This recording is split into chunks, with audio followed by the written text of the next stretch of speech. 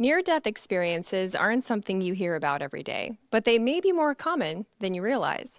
So common, in fact, that people throughout time and history, and even separated by geography, had similar near-death experiences. But how could that be? What does it mean? How do we know it? And why does it even matter? That's what we're unpacking with my next guest.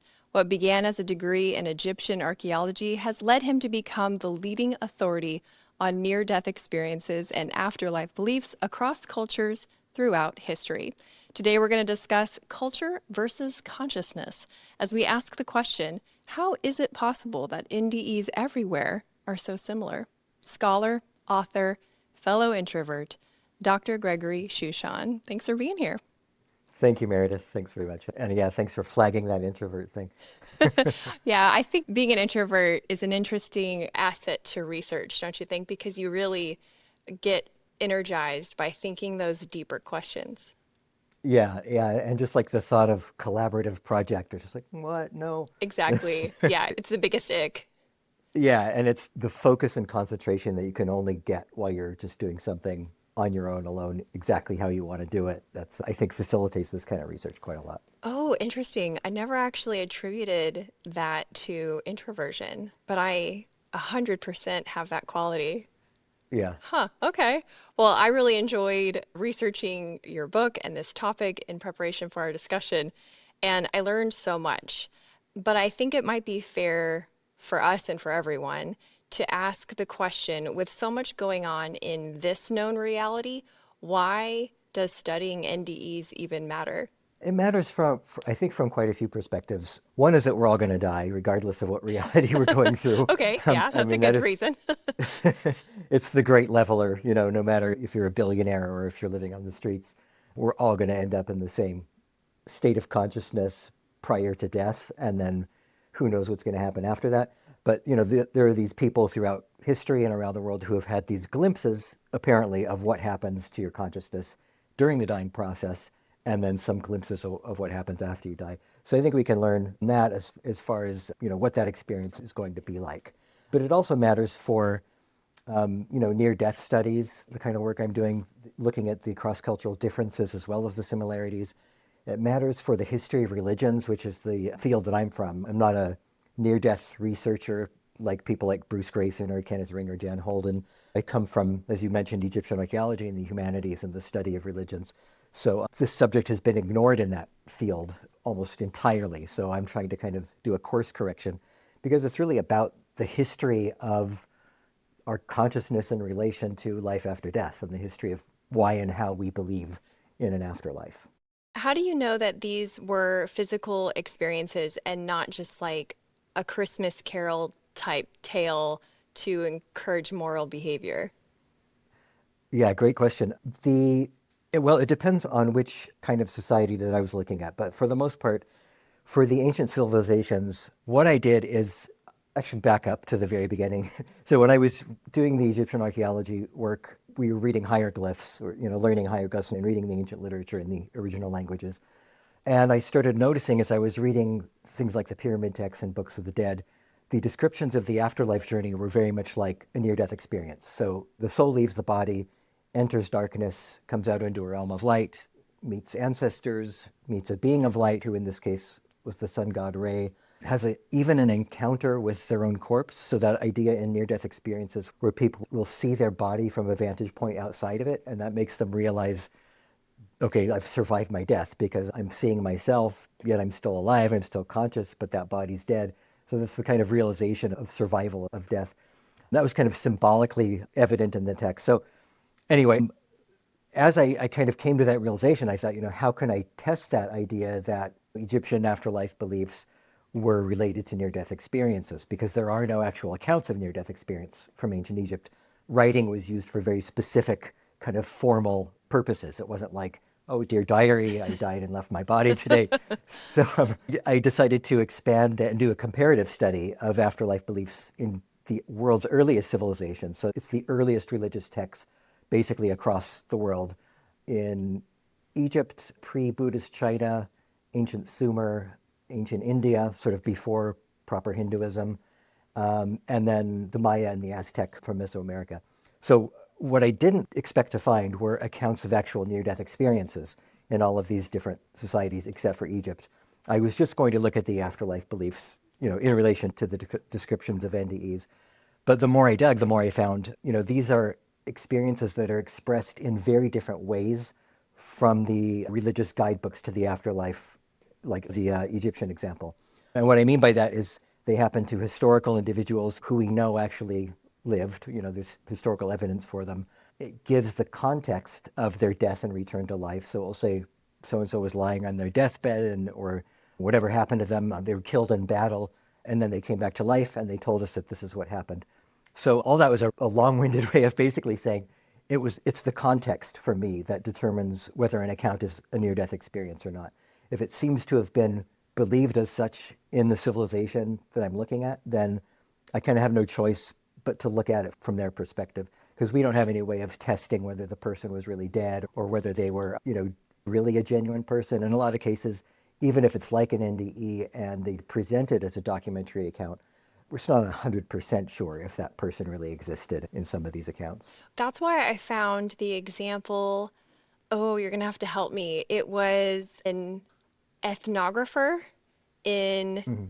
Mexico who, Right. yeah, talk to me about that one, because that one I found very interesting. And until it got captured for Catholic Agenda, I thought, wow, that's really compelling. Share that if you wouldn't Yeah. mind. Yeah. And in fact, even the way it was manipulated by Catholic Agenda is also interesting in its own way, because it shows the way near death experience, this shows the kind of religious power behind them. But I'll get to that. So yeah, basically, this is an account reported by a Spanish missionary named Bernardino de Sahagún in 1541, 1521, something like that. I don't remember the exact date. But Sahagún was interesting as a Spanish missionary because he wasn't all fire and brimstone. He wasn't like, tie him to the stake and burn him immediately kind of guy. He really wanted to learn what the actual religions were like, and he wanted to preserve the ancient beliefs. So he talked to priests and elders and shamans, the kind of keepers of the culture of the ancient Aztec civilization. He learned the language and everything. So he was really pretty extraordinary for his time and for his context. There wasn't really such a thing as anthropology and ethnography at the time. So this account seems to be pretty legit because of all that. And also because it involves people who we, again, knew that they existed. They're historical figures. So there was a ruler called Mohiquish, and he had a daughter-in-law named Quetzalcoatl. And for some reason that's not explained in the text, unfortunately, he kills her, or he injures her in a way that eventually leads to her dying. And so she's buried, her funeral is prepared and everything. There's no question about her death in the minds of the people surrounding her. In fact, her family actually said, we want her to be buried but not cremated. So they had some kind of premonition that something was not right about this situation, and they wanted to make sure that she wasn't cremated. So she comes back to life, and she says how she was met by a sickly youth, as she describes him, and that he led her on this kind of tour of the other world. She met the Aztec god of the underworld who's associated with spring and rebirth and renewal. His name was Tlaloc. She saw her deceased son or son-in-law, stepson, in this experience, and she saw him in a kind of renewed state, in a healthy state, and she was told that he's going to be reborn and he's going to have a fulfilled life in his next birth. She was also given a premonition, or a prophecy rather, about the coming of the Spaniards. So this was, even though Sahagún is a Spaniard and he's relating it, it happened some years before the Spaniards actually got there. So unfortunately, the last page of this account is missing, so we don't know exactly what happens with her return to life. But there are other examples of a woman who dies and comes back to life, and it's not clear if it's the same story retold or if it's a different one. But in these versions, they describe a very dramatic situation where she bursts forth from her grave and all the stones that were piled on it go flying everywhere, and really kind of dramatic storytelling elements. So up to this point, it's a historical account from the indigenous perspective. But then gradually, as the decades and centuries roll on and the Spaniards retell this myth, they start putting like a very Christian missionary kind of agenda sheen on it. So at first, they changed her name to Papan. I guess for some reason, they thought that was less indigenous sounding than Quetzalcoatl. And they say she's met by a shining being who has wings, described like an angel, and he takes her on a tour of the other world in a way that's more similar to like European accounts like Dante or whatever, some of these medieval otherworld journey accounts. And then as the decades roll on, by the 18th century, she's practically a saint. And they say that, they full on call the figure that meets her an angel. He has a cross on his head, and he tells her that she needs to go back and preach Christianity to her people and tell them about baptism. And she becomes known within the Catholic Church as this kind of, saint-like baptizer of the indigenous people. And that's the version that's accepted by the Catholic Church to this day as literal truth. They don't accept the original version, which is, it's pretty interesting. It is interesting. And I think that's part of the stickiness with near-death experiences is I think there's like a human thing in us, right? To want to take something that happens to us and, sprinkle a little magic in it. And so, or sprinkle a little agenda in it. And we don't think of it as an agenda, certainly some might, but like that is the fallibility of these sorts of experiences. But what I find so additionally intriguing, because I that's probably my favorite story out of the cases that you highlighted in the book, I find it really intriguing the similarities of the elements, especially the ones that are super specific across time and across culture. Because time we can kind of justify, okay, this person's great great great granddaddy told them about a yellow dog that will guide them to the afterlife. But when you separate cultures, it becomes more of a head scratcher. Do you have any specifics that stand out for you? Yeah, I mean, that's the thing. I mentioned that I kind of determine whether an account is an NDE by the context. And I mean that rather than the content. I don't say, okay, did they leave their body? Did they meet a deceased relative? Did they meet a being of light? Like whatever they happen to say, I accept it as an NDE. But having said that, they always do feature at least some of those particular traditional elements. And, with the account of Quetzalcoatl, just the very fact that the Catholic missionaries were able to see this sickly, deformed youth that met her and think, no, that's an angel, and kind of interpret it in their own cultural way and project their own meaning onto it, that in itself, I think, is pretty interesting because it shows a cross-cultural or at least universal kind of identification of this figure. And then another kind of just general example is when people see a being of light, even in contemporary examples, a lot of times they'll come back from their ND and they'll say, I saw Jesus. And the researcher will say, okay, describe Jesus. And it's not like, oh, had his crown of thorns and wearing a robe, or he was on a crucifix or whatever. It's, oh, he was just radiating light, but I knew it was Jesus. And that's the same with Buddhists or Hindus, seeing Krishna, or Muslims seeing Muhammad or whatever. So whether this being of light is like an objective being of light and people like projecting their cultural imagery on it, or whether they really are seeing these different entities is an interesting question. But it goes way back to the being of light is one of the most common cross-cultural accounts. Probably the earliest historical example of an NDE, the earliest one I found anyway, is to an ancient Sumerian king named Bilgamesh, and he's more popularly known as Gilgamesh from the Epic of Gilgamesh. This is going back to about 1800 BCE, and the text describes how he's lying on his deathbed. His soul leaves his body and travels to the other world, and he meets a being of light. In this case, it's the sun god, Utu, who's radiating light, and he's then kind of assists in this process of a life review, which is exactly what beings of light do in contemporary near-death experiences. People will come back and say, I had this panoramic vision of or experience of all of my memories happening at once, and it was, helped but not judged by this being of light. But in the Sumerian example, there is like a panel of judges, and they're all radiating light, and they decide that Bilgamesh had a favorable life. He built temples, and he was a good ruler, and he conducted the rituals in a traditional way. So very much a Sumerian example of the ideal of good behavior.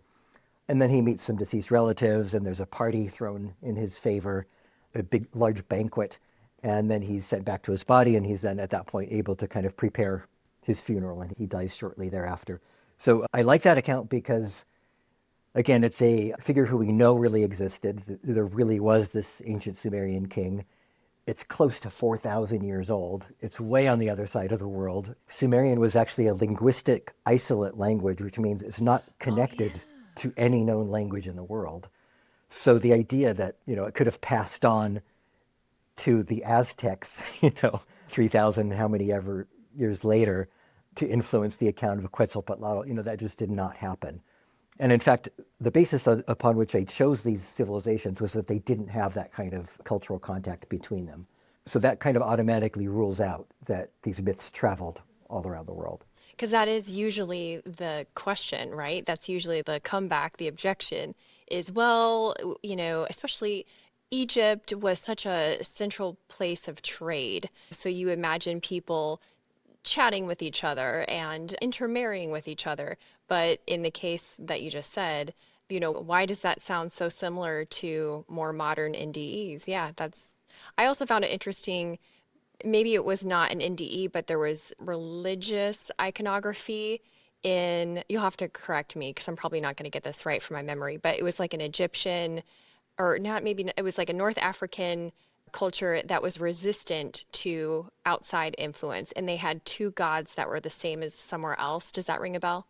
Oh, yeah, it was Egypt. It was I think in the pyramid texts, or the coffin texts were a little bit later than the pyramid texts. And both of these texts are the precursors to the Book of the Dead, the one that everybody knows about. So yeah, there are a couple of appearances of these kind of minor gods from an area called Byblos in the ancient world, the ancient Mediterranean, ancient Near East. And their presence there definitely does show that there was some kind of cultural influence or trade going on.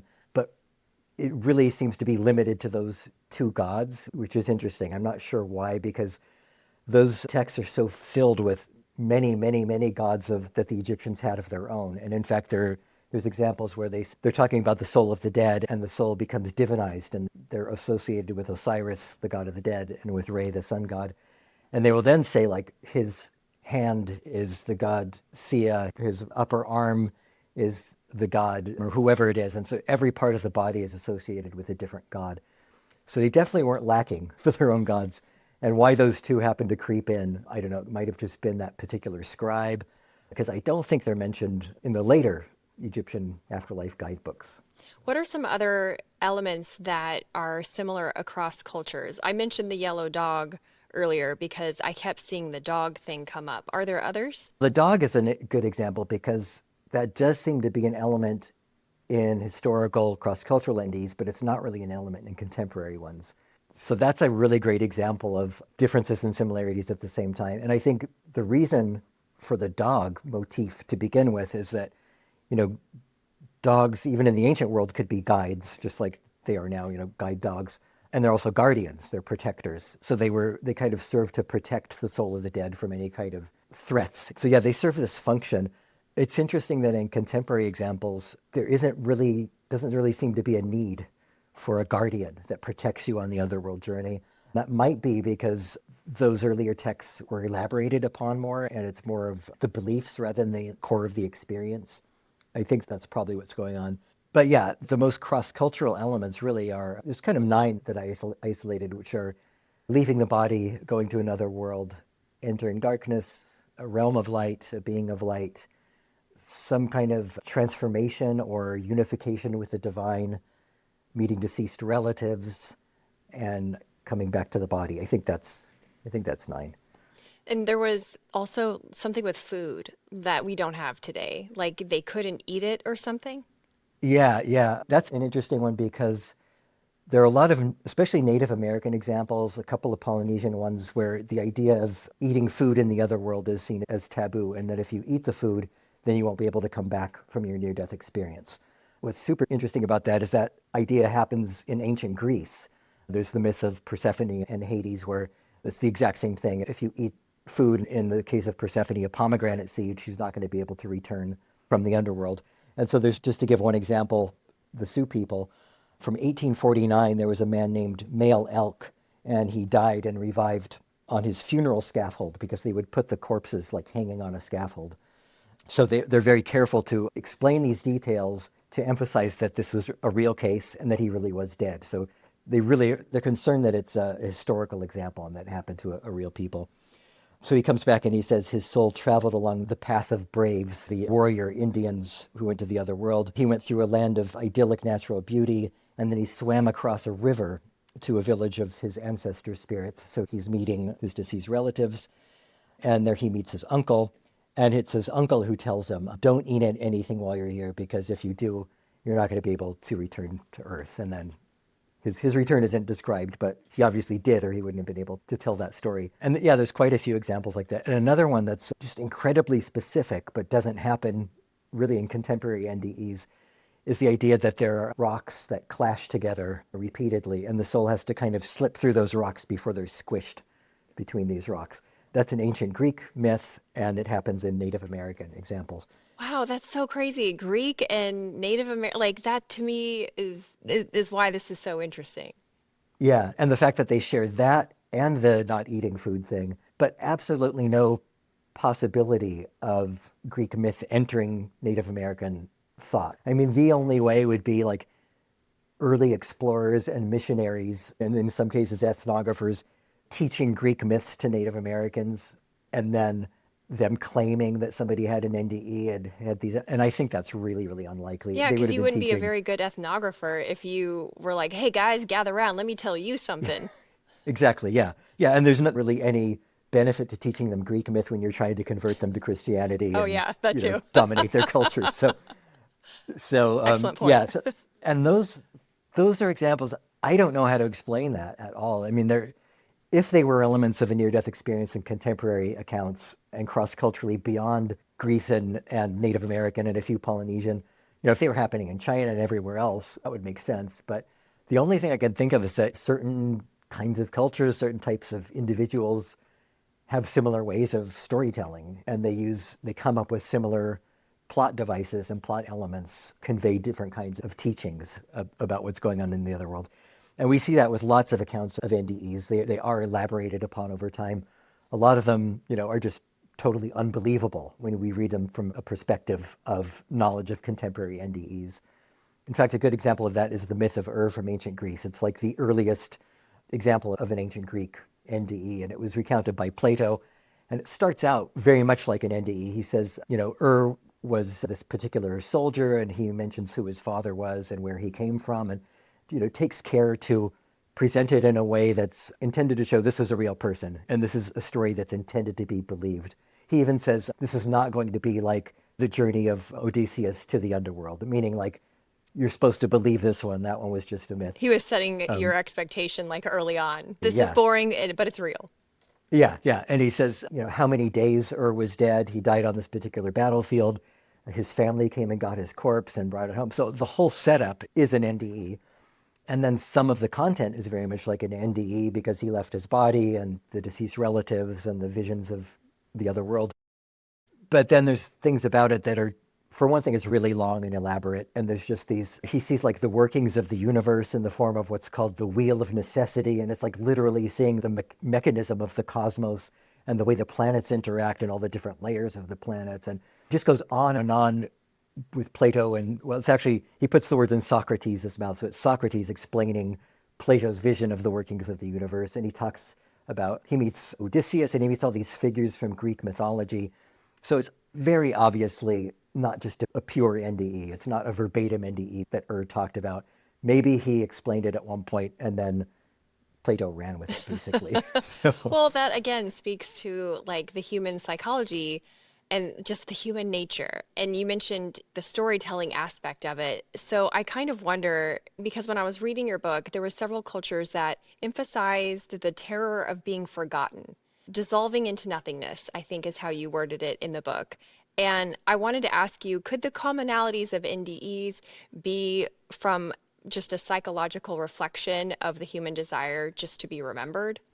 no, I don't think so, because of the fact that, because of those 9 similarities that I mentioned that just seem to be superimposed all around the world. I think that's just too many things that are too specific to be able to explain in terms of like one psychological concern. Like that one, another one that was popular since Freud, if not earlier, was basically afterlife beliefs are compensation for our fear of death or for disappointment in this life and for wanting to see justice in the next world.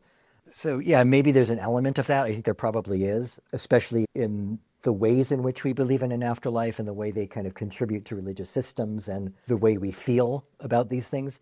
But as far as these descriptions, I don't see how one fear or one hope or one desire could lead to this complex of similarities around the world, Oh, I can basically. only imagine the research challenge for you to separate the feelings from the accounts. Like, because in my mind, it's all like one big soup. But I want to move on to consciousness for a while. In your book, you talked about how the afterlife in Egyptian texts was a cosmic circuit, kind of a renewing interaction between life and death. And I think in other cultures, there's also this idea that heaven is an in-between place, not necessarily a static, eternal location.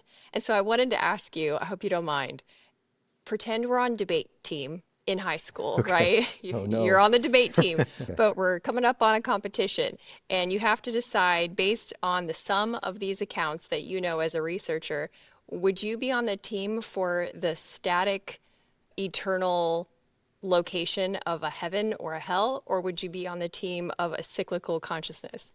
I would be on the team that might sound like a cop out, but I have good reasons for it. I'd be on the it depends team. Of course.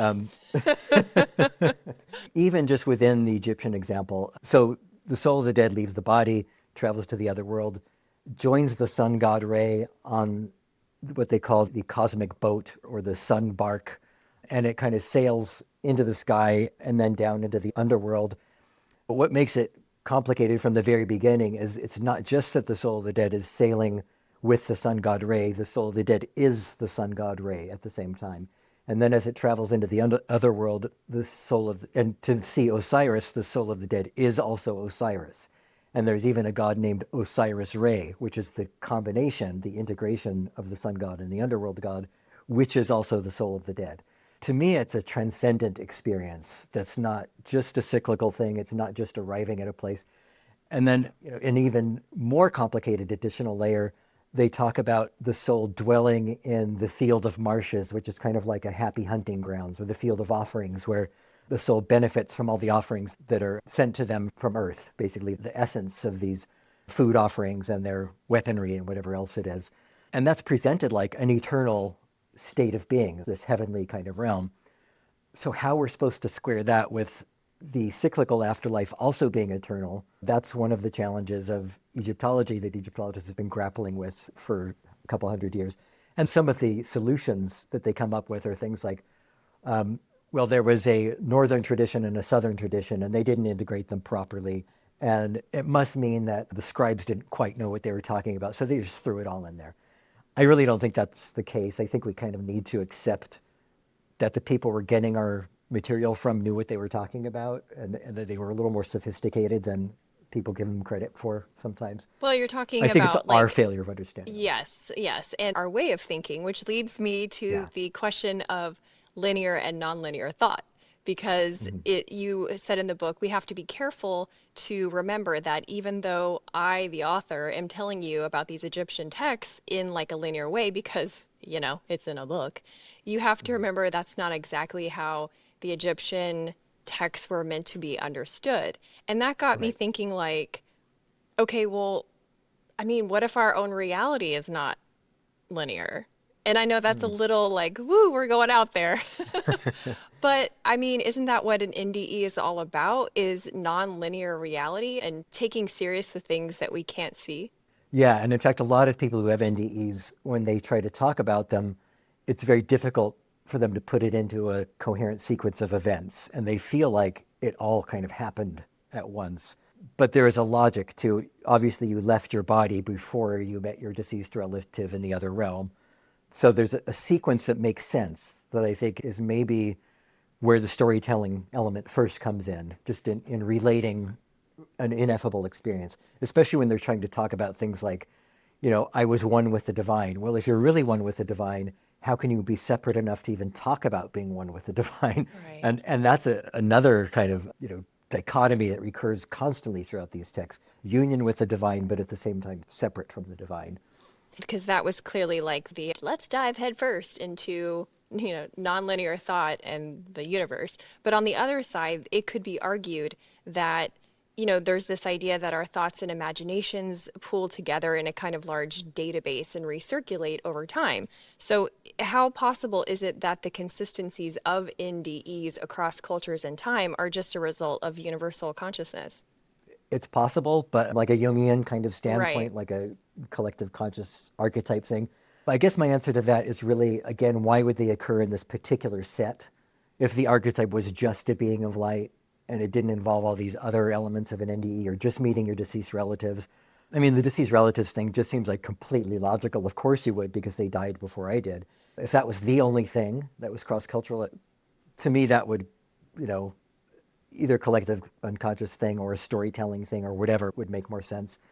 But the fact that it's this kind of consistent near-death experience set that's being superimposed, to me, that's more compelling. Because near-death experience, you know, I should have mentioned this earlier, all this stuff I'm talking about has nothing to do with whether these are genuine metaphysical experiences or not. I mean, my arguments and the findings that I've come up with, they could be the case whether it's just all in the brain, you know, it's just the dying brain shutting down, or whether it's a metaphysical thing. So it's, and which is something I like about it. It's something I've really tried to steer that middle path to make it as rigorous as possible, and make that point that, you know, this evidence can be used to support either of those perspectives, interpretations of NDEs. And speaking of the perspective of the dying brain, I think that is for me, the most frequently mentioned argument that I've heard because, this is a topic that comes up at dinner a lot because that's how I am.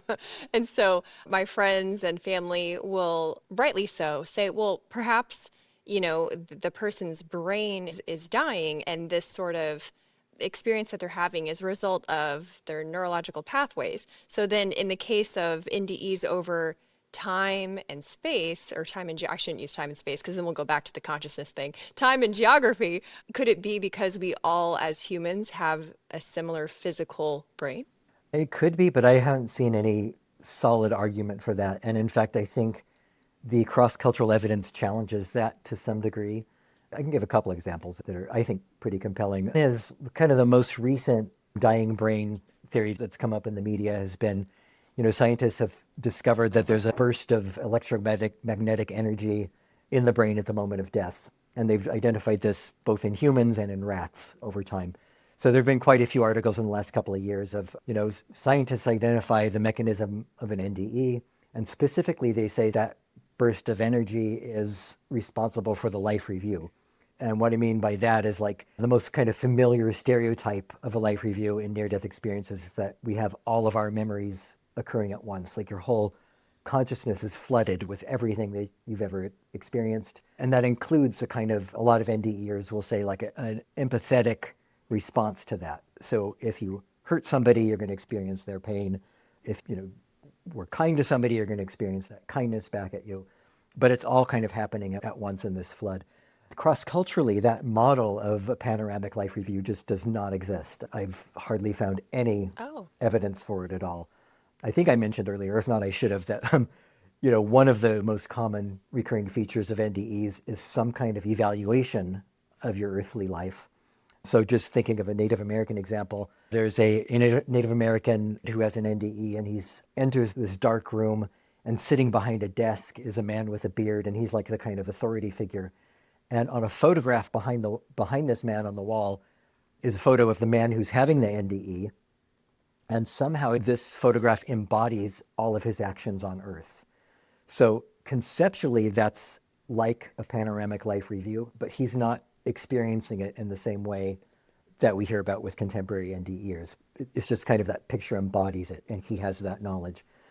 So if that burst of electromagnetic energy at the moment of death is responsible for a life review, why aren't 19th century Native Americans having a panoramic life review? And why aren't anybody else having a panoramic life review? So that doesn't necessarily mean that panoramic life review is evidence for an afterlife. And in fact, it kind of begs the question, why are 20th and 21st century Westerners having panoramic life reviews? That's kind of another question. But it's a challenge to that dying brain hypothesis. I'll give another one, which I think is really interesting. So in contemporary NDEs, the Western stereotype is you're sent back to your body because, the being of light or a deceased relative say, it's not your time to die. You need to go back and care for your children. You need to go care for your spouse. Sometimes it's like you have to fulfill your work. You're in the middle of becoming a doctor and you need to finish your degree and help people finish your PhD, whatever it is. But it's always a kind of personal thing. Whereas in a lot of other cultures, in India, China, Japan, there are a lot of cases of mistaken identity. And essentially, it's a clerical error in the other world. So the person, I'll die and I'll go to the other world and I'll meet this being of light.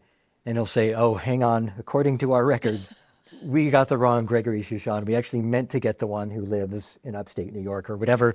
So I'll be sent back to my body and I'll wake up and I'll tell everyone about my NDE and how there was this, I was sent back to my body. And then the person who happens to have my own name will die permanently. And that mistaken identity reason for returning from an NDE is, as far as I know, totally unknown in modern Western examples. So if it's a dying brain, how do we explain that? And how do we explain it to begin with? Yeah. Yeah, so many questions. That's so interesting. A clerical error. Even in death, we don't escape the DMV. That's a real shame. Yeah. And some afterlife beliefs and some NDEs reflect that kind of earthy bureaucracy a lot more than others. In China, like it's a very, very bureaucratic afterlife.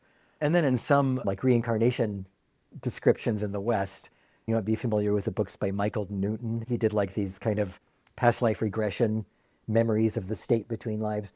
A lot of them describe like a kind of very systematized afterlife, which to me sounds like a cruise ship. Like there's all these activities that you're supposed to do in groups and, a horror for introverts.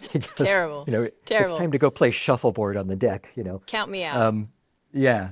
Well, do you think that there is, there's obviously a lot of evidence to support that consciousness supports death. Do you think there is evidence that reincarnation is a thing? If we can post-exist, we could maybe also pre-exist? Yeah, there is some interesting evidence. I find it compelling, but I don't get to the stage where I actually accept it and believe it.